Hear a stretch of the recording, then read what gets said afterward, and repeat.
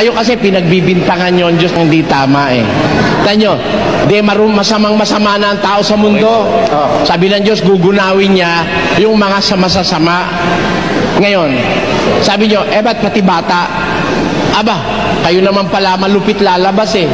Kung ang ginunaw niya lang yung masasama, hindi niya dinama yung mga bata, di ba lalong kalupitan ang gagawin mo sa bata? Sino magpapasusurun sa mga yun? Katakot-takot ng dami yung mga bata na yun. Di ba lalo kayong malupit niyan? Wala namang wala namang condensed milk nun at saka powdered milk. Sino magpapasusi, wawali yung kasakay sa daong? Libo-libong bata, di iyakan ng iyakan yun. Kawawa naman, mas mabuti pa silang mamatay, hindi dahil sa kaya sila'y pinatay ng Diyos para mapahamak sila, kundi pinatay na rin sila ng Diyos dahil walang mag-aalaga sa kanila. At hindi masama sa Diyos yun, sapagkat ang Diyos ang may-ari ng buhay, siya rin ang maaaring kumuha nito at walang makapagpaparatang ng masama sa kanya. Hindi natin siya pwede paratangan ng masama. Pagka ang anak nyo ba namatay, ibig sabihin sisisihin nyo ang Diyos? Kung sinisisi natin ang Diyos, halimbawa namatay anak mo, sinisisi mo ang Diyos, kaya mo ba naman buhayin? Meron bang magulang? May magulang ba nakabuhay ng anak? Meron ba? Wala. Kung wala, ibig sabihin may mas mataas sa'yo. At yung mas mataas na yun, yun ang Diyos. Ayun ang sinasabi ng Biblia. Hindi natin siya dapat sisihin doon. Hindi mo masama yun. Ang binanggit nyo kasi sanggol eh. Alin po? Ang binanggit nyo, mga sanggol na sumususo. Maraming hindi na sumususo. Kasama lahat yun. Babae, matanda, may ngipin. Kaya nga po, wala akong mag-aalaga ron sa mga kahit hindi. Halimbawa, hindi na sumususo, 1 taon kalahati, sino mag-aalaga ron? Saan ka kukuha ng papakain doon sa daong? Hindi, pinatay mo lalo ng gutom yun. Lalong mahirap. Mabuti na yung malunod siya, sandali lang, 3 minuto lang, patay na.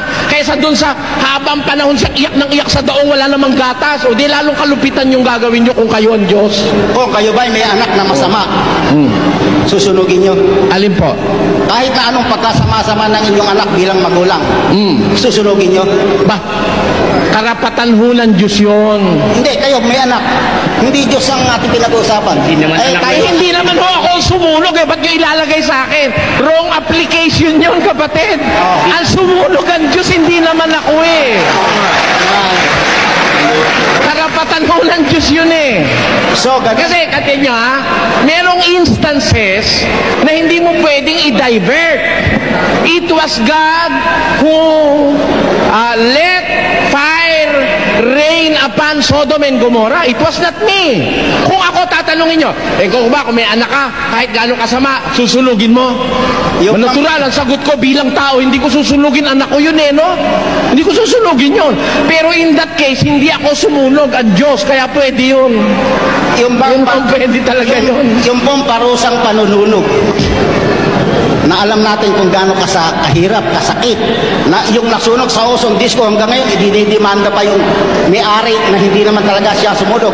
Ito pa kaya kung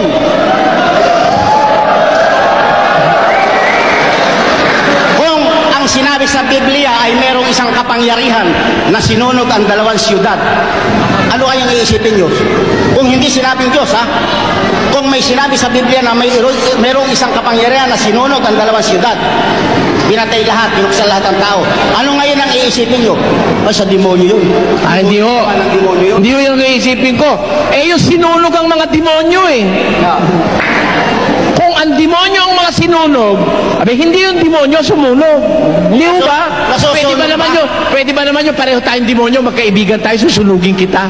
Tanyo nga kayo, ayaw nyo silang sunugin. O, di ba? Dapat mag-iisip tayo. Ang sinunog sa Sodom at Gomorrah, mga taon sa demonyo, ayaw kumilala sa Diyos. Yun ang sinunog. Kaya ako ganito po attitude ko. Pag ang gawa ay gawa ng Diyos, I have no question to ask.